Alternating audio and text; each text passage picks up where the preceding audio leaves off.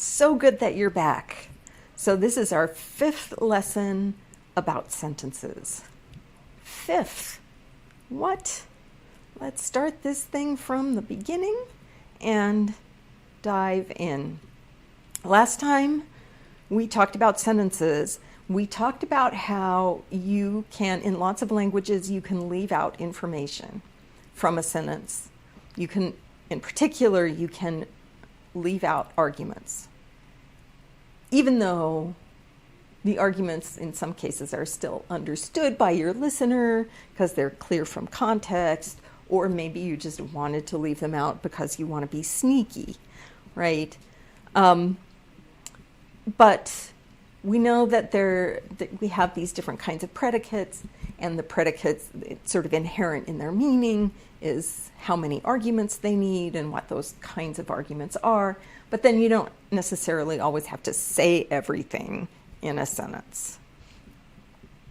In this lesson, I want us to dig a little bit deeper into a function that all languages let us do, and it's a particularly important function for those who want to engage in teaching and learning. It's the ability to ask questions. So we've briefly given some examples of command type forms, just to say that lots of languages let you omit a subject if you're saying a command. And I've said that command type sentences are, linguists will call those imperatives. Most of the other sentences we've looked at have been of a form that linguists would call declarative. Declarative sentences are statements, right? Languages let you say stuff. They let you order others around. That's declarative and imperative. They also have ways to allow you to ask for information. Sentences that ask for information are called interrogative sentences, or question forms, right? And there's 2 general types of question forms that we find in the grammatical system, the syntactic systems of languages. We have forms that let you ask yes-no type questions. Sometimes these aren't looking for yes or no. They might be looking for just confirmation or disconfirmation, and they always allow speakers also to respond like in an indeterminate way, to say maybe or I don't know. But they're kind of binary questions, yes or else no. And so we call them yes-no questions or polar questions. Polar because there's 2 poles, right? You can have one or the other answer. And then there's questions where you actually ask for some substantial information. These are the content questions, sometimes called WH questions. And then that's because of how English does content questions. All right, so let's start out with polar questions. Languages give you ways that you can ask for confirmation or disconfirmation. And there are 3 general patterns that grammars use to allow you to create polar questions. Not all languages let you have all 3 of these. English has all 3. Some languages only allow 1, some languages have 2, some languages have all 3. And some languages use combinations. But the 3 basic strategies for a polar question are: some languages let you make a statement into a polar question just by how you change your voice, how you do your intonation. So if I say, "You looked," that's a statement. It's almost an accusation, right? You looked. But if I say, "You looked?" you can answer that as a question. Yeah, I did, or no, I didn't. So we can use just the way we say the thing to indicate that it's a yes-no question. Some languages let us add little elements to a sentence to change it into a yes-no question. In English, I can do this with a number of different little extra elements.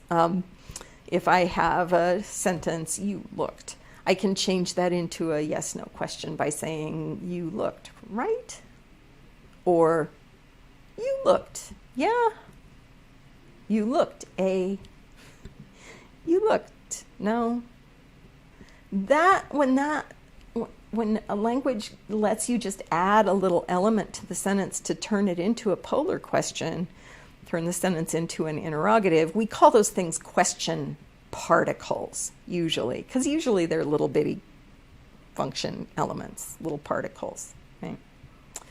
And then English and some, but not a lot, of other languages actually let you make polar questions by changing the order of elements and sometimes even adding in and also changing elements. So that actually the most common way that, that English lets you do yes-no questions is by moving stuff around. Sorry, where was I? Where was I? Oh no. It's like that sentence went, or that slide went away. That's okay. Oh no, it's here. Sorry, I got lost. So, see, you take the look and you put your, you've got a do in here. This changing the order of elements, adding and messing with things, this is pretty English specific. It's pretty rare, so I'm not going to talk about it much in this lesson. If we need to, we can do a separate lesson about it. I'm going to focus actually on the second one, the question particle one, because that's really, really common in languages of the world. And it turns out that Southern Ute, it looks like, has a little question particle, and it's ah. And according to our reference grammar, it wants to live on whatever the first element is in your sentence. So we can see how the declarative sentence might be changed to a polar question by the addition of our question particle. I've just put a Q underneath it to remind us that this is our question particle, right? Now, question particles are super cool because they often have a fixed location in the sentence. Usually either they have to go at the beginning or else at the end. But in a language where you can have your sentence pieces in different orders depending on what you're trying to say, that can combine with your question particle to make lots of different versions of polar questions out of the same basic sentence. So the basic sentence that Givon works from in this set of examples, which I just found delightful, is a declarative. That means something like, yesterday he or she saw the boy at the house. And if we leave it in that order and put our question particle on the first element, what we get is a yes-no question that focuses on whether or not this happened yesterday. But if we put it in a different order, now we can focus on whether or not it happened at the house, right? Or if we put it in this order, we can focus on whether or not it was the boy.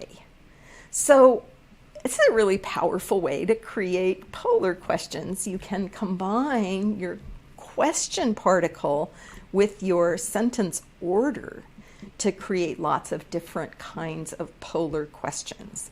English doesn't do that so well. English has to do a lot more work to create those different kinds of polar questions. So, polar question by a question particle.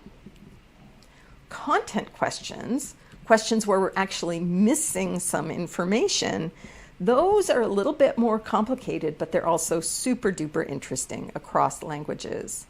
So I've got an example here of a basic sentence that, yes, happened to me recently. It was okay. We moved the scorpion outside. she found a scorpion under the bed. It was me. I'm a she. She found the scorpion under the bed. And I've just color-coded these arguments so we can keep track of what's going on as we form content questions.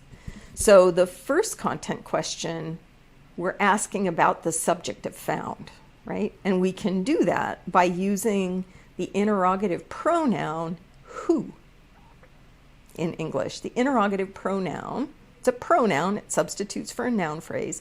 It's a pronoun that's used to form questions, so it's interrogative pronoun. Who? I can't, in this sentence, I can't say what found a scorpion under the bed. That would be rude because the answer to this question is going to be a human, right? So weirdly, when we're identifying our interrogative pronouns that we use to substitute for the thing we're asking about, we already have to know something about what the answer is going to be. In this case, we have to know that it's really likely we're asking after a person, right? So who found a scorpion under the bed, we can just replace she with who, and then it looks like everything else stays the same, right?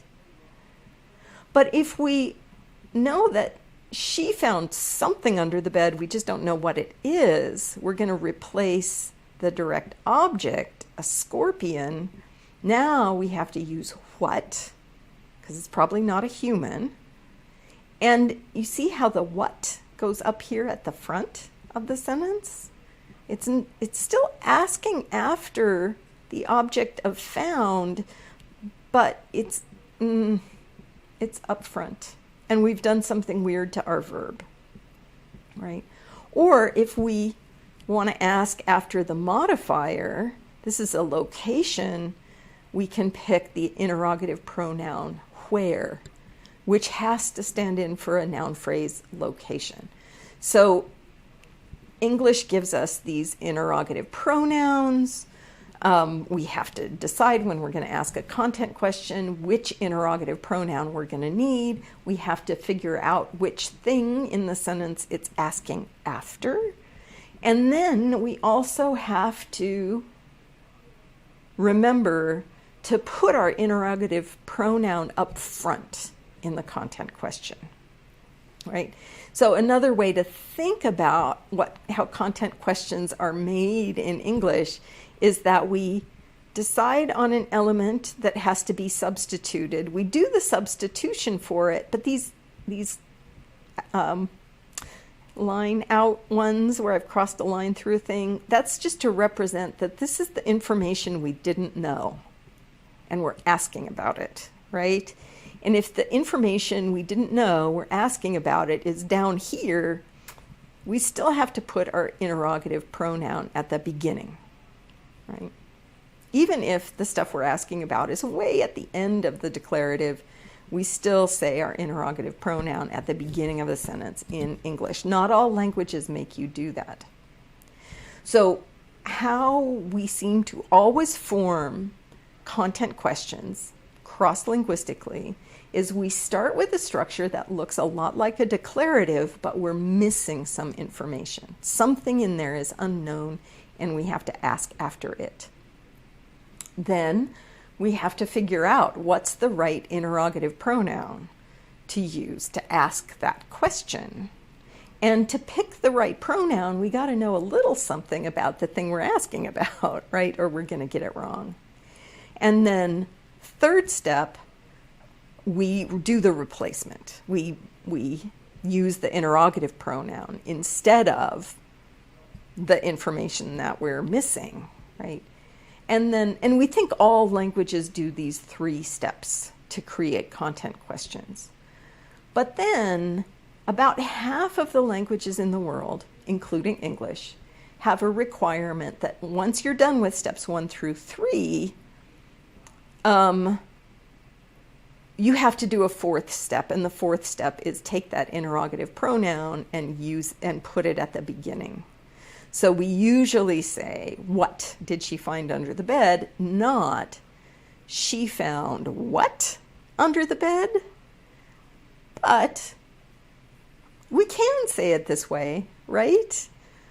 If we're surprised, or if we just didn't hear, or this kind of question form, this kind of question form is allowed in English, but is not the typical way we ask questions, right? Content questions. All right. So in the English language, our interrogative pronoun set, it's a pretty small set. And you can see when you look at these words why some linguists refer to these kinds of questions as WH questions. All the interrogative pronouns in English have a W and an H, even if they're not together, right? But not all, and yeah, that's just an accident of English. Every language has a set of interrogative pronouns, and they don't necessarily have exactly the same set as English does. So what are the interrogative pronouns in Ute? Well, it turns out that there are a bunch, it looks like. And our reference grammar talks about a number of them, and it looks like they're pretty complicated, that they can be complex. They can be built of more than one morpheme. Interesting, they look a lot like that question particle. That seems like it's the same-ish kind of thing, but we have these different varieties. So what's the difference between these interrogative pronouns?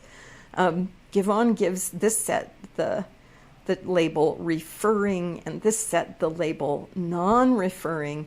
But in reading the grammar, it seems like what he's saying is that these ones are used if you're asking after an individual person, like who, which particular person. And these ones are used if you're asking after a type or kind of person. Like, what kind of person? You know, who erases blackboards at the end of a class? Teachers do. As opposed to, who erases this blackboard at the end of this class? Oh, it's Mrs. Brown, right? Referring versus non-referring. That's a thing that is built into the interrogative pronouns, maybe in Ute. And Givon talks about how these are just the subject position ones. There's different ones for object position. Really interesting set. And then we get lots of other kinds of interrogative pronouns in this section of the reference grammar that tell us, wow, very cool ways to ask questions in Ute. And the inventory of interrogative pronouns in Ute is just much richer than the inventory in English. So that's super cool. Oh no, I misspelled content. Content and questions in Ute also seem to show us that Ute does not require the interrogative pronoun to be first, like English does. So Ute allows the interrogative pronoun to be inside of the sentence. Doesn't have to be first. I think he's got some examples where it's first and some where it's not. So that tells me there's some flexibility in Ute about where the content question, the interrogative pronouns go. All right. So we've talked about polar questions and content questions. We've identified question particle as a way to create polar questions. We've talked about how languages let us create content questions, what interrogative pronouns are, and then whether a language requires the interrogative pronoun to be at the beginning of the sentence, like English does, or doesn't require that, like it appears Ute doesn't. So with that, you've got a lot of great recipes by which you can create questions, and I hope you will, and I hope I'll see you in the next video.